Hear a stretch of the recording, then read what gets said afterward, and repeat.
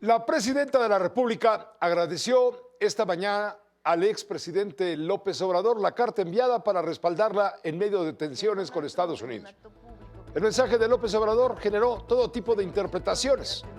Sheinbaum rechazó la idea de que se trate de una defensa al sexenio pasado.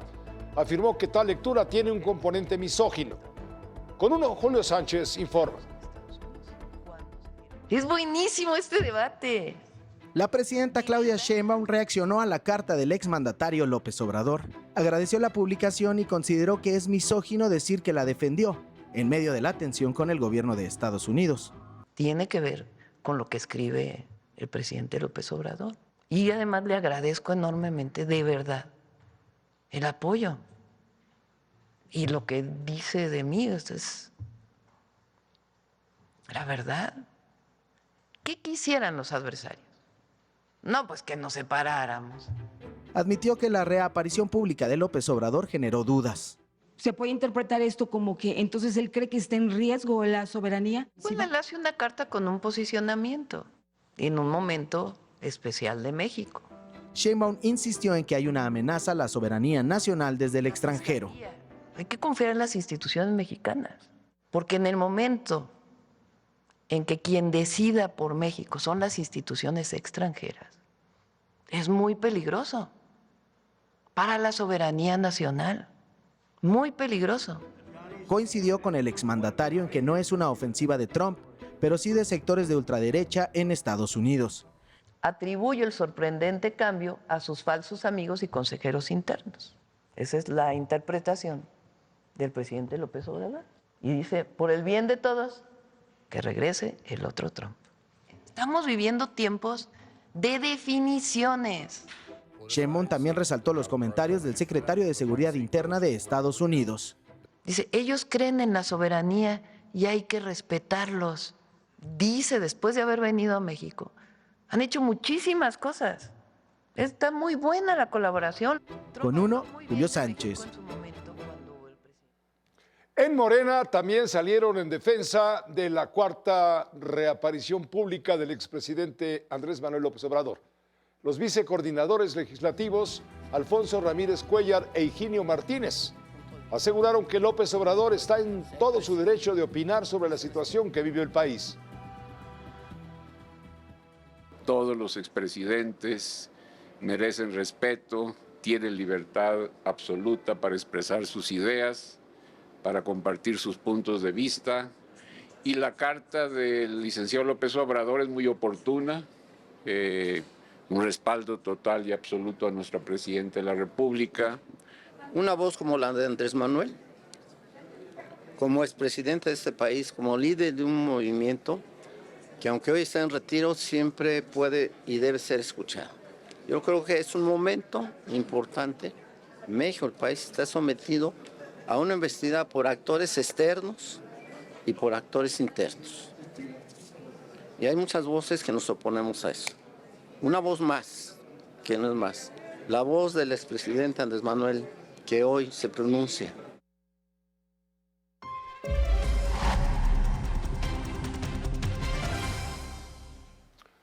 Andrés Manuel López Obrador rompió el silencio y eligió hacerlo invocando una de las tres causas por las cuales dijo volvería a hablar: la soberanía. Soberanía en peligro por las tensiones con Estados Unidos. Pero el texto no solo responde hacia afuera, también delimita el frente interno cuando advierte en el documento que Washington busca debilitar a la 4T, su movimiento. La reaparición de López Obrador no ocurre en el vacío. Mientras Estados Unidos filtra información contra gobernadores de Morena, AMLO no puede quedar callado. La consecuencia de la carta de López Obrador recae sobre Sheinbaum. Mete ruido. La presidenta no solo enfrenta presión de Washington, sino también la del fundador de Morena. La carta confirma entre líneas que el relevo no ha terminado y que Sheinbaum sigue gobernando bajo la sombra del caudillo de Macuspana. Con uno, el doctor Carlos Elizondo Mayer Serra, para comentar todo esto. Él es profesor de la Escuela de Gobierno del TEC de Monterrey. ¿Cómo estás, doctor? Bienvenido. Gracias, Pepe. Buenas noches. Pues sí, digamos, a mí lo que más me parece interesante de la carta es cómo cierra. No es Trump, son quienes lo rodean. Sí, sí, es claro. la ultraderecha. El Trump que yo conocí Era bueno. Era bueno. Y lo que realmente creo que o no veo o no quiere decir es que ese Trump ya cambió porque cambiaron sus objetivos. ¿Por qué cambiaron? Pues porque se deshizo de quienes antes no lo dejaban ser él. Es exactamente lo contrario. Hoy lo que tiene es una serie de asesores, secretarios, que a lo mejor antes decían otras cosas, pero hoy no se atreven a enfrentarlo. Y es lo que pasa con estos liderazgos fuertes. Pasaba también con su propio gobierno, con el de Claudia Sheinbaum. Si tú ves las manifestaciones que le piden cosas a Claudia, no es por ella, es que no sabe que está pasando esto. O sea, nunca es culpa del líder. Y no, hagámonos cargo.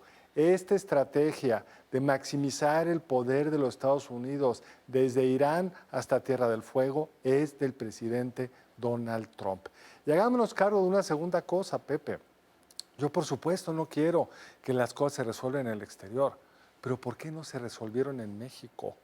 O sea, lo que están pidiendo respecto a los 10 de Sinaloa es que los juzguen en Estados Unidos porque se coludieron con el crimen organizado para llegar al poder. Y México no hizo nada para juzgarlos. No ha hecho nada, ni siquiera en el presente ha hecho algo nuevo. Entonces, en la medida que aquí no se resuelve, qué triste que se tenga que resolver en Estados Unidos.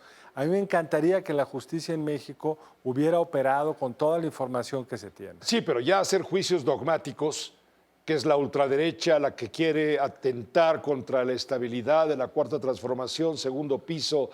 Bueno, de alguna forma tienen uno que distrae la atención de los problemas que hay en la calle, de la periodista desaparecida, de la gente tomando las calles de la Ciudad de México, de la enorme incompetencia para preparar el país para el Mundial. Empieza en unos días y el aeropuerto se le caen pedazos de fierro por un lado, se inunda por el otro. Es decir, hoy un avión de Aeroméxico tuvo que abortar su movimiento porque estaba invadida la pista. O sea, por todos lados hay problemas. Entonces, claro, siempre es más fácil culpar al exterior. Es una muy vieja estrategia. Ahora, lo que es bien interesante, Pepe, es que culpan al exterior de que se metan en el caso mexicano y la presidenta el lunes va y opina sobre las elecciones en Colombia. Si Colombia tuviera una ley de nulidad como la que tiene ya México, ya nos explicó la consejera jurídica que puede entrar en vigor en el 27, porque el tribunal puede interpretar el marco constitucional, aunque no haya ley reglamentaria, tendrían que estar anulándole la elección a Cepeda, porque la presidenta mexicana está interviniendo en el proceso electoral colombiano. Entonces, son puras contradicciones, pero el fondo del asunto, Pepe, es que en los Estados Unidos sí hay un cambio de política.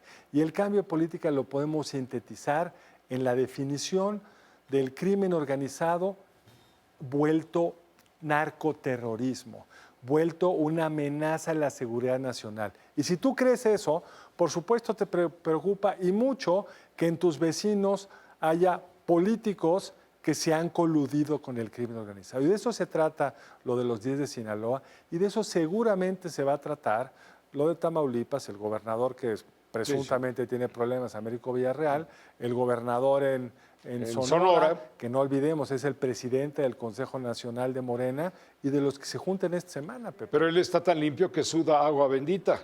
Pues no sé cómo la suda, porque es hasta curiosa la frase. Aquí el punto clave, bueno, es que hay que verlo, como tú bien lo dices, desde afuera. Trump, quién es Trump, qué está haciendo Trump, cómo está dominando al mundo, etcétera, y cómo pasa por México. Eso es muy claro, pero aquí adentro, el mensaje hacia adentro es ver al presidente salir públicamente a defender a la presidenta, es mandar el mensaje de que la presidenta necesita que la defiendan. Y entonces uno se pregunta, bueno, ¿quién manda en este país?